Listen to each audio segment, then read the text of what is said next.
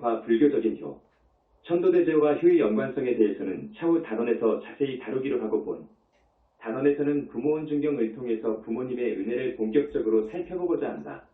부모원 중경을 보면 부처님께서 아난존자에게 다음과 같은 말씀을 선하셨다. 내가 중생을 살펴보니 비록 사람의 모양을 갖추었으나 마음과 행동이 어리석고 어두워 부모의 크신 은혜와 덕을 생각하지 못하고 공경하는 마음을 내지 않으며 그 은혜를 저버리고 덕을 배반하며 어질고 사랑하는 마음이 없어서 효도하지 않고 의롭지 못하다. 부처님께서 말씀하신 것처럼 마음과 행동이 어리석고 어두워서 부모에 대해 불효를 저지른다. 그래서 부모에게 효를 하기 위해서는 마음과 몸을 닦는 일을 게을리 해서는 안 된다. 심신수양이 부모를 위한 효의 기반이 된다는 사실을 유념해 두고 현지사에 신도라면 칠명연불 공부를 게을리 하지 말아야 할 것이다. 연불 수행을 하면 내공이 생기고 법력이 생긴다. 그래서 말을 해도 힘이 붙는다.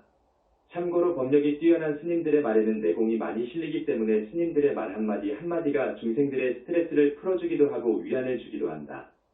스님들은 독경을 하고 연불을 많이 하여 일반인에 비해서 수승한 내공을 연마하고 법력을 구비하고 계시기 때문에 이러한 스님들의 말은 범부 중생들의 말과는 차이가 있다.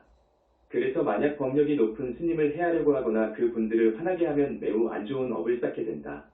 그래서 법력이 수승한 큰 스님을 대할 때는 항상 조심해야 한다. 이어서 부처님께서 부모원 중경에 다음과 같이 설하신다.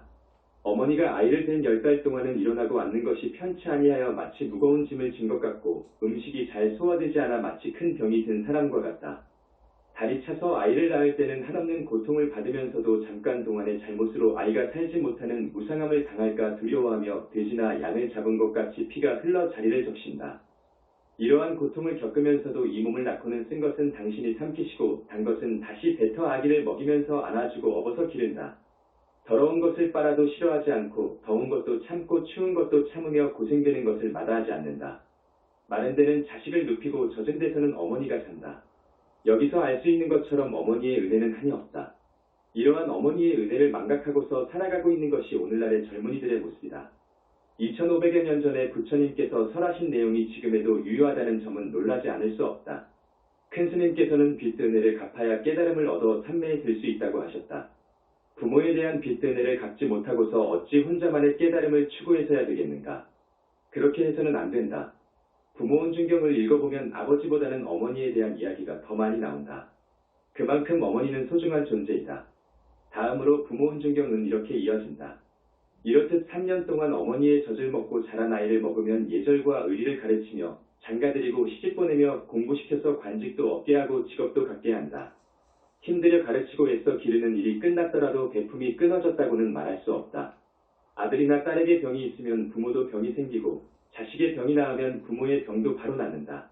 여기서도 알 수 있듯이 부모는 아이들이 잘되게 하기 위해서 모든 노력을 다한다. 오늘날의 부모들의 모습도 마찬가지다.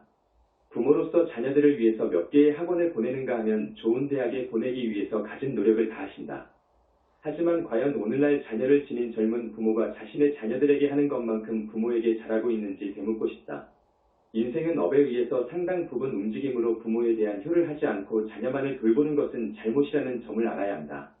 부모에 대한 효가 자녀에 대한 사랑보다 앞선다는 사실을 명심해야 할 것이다.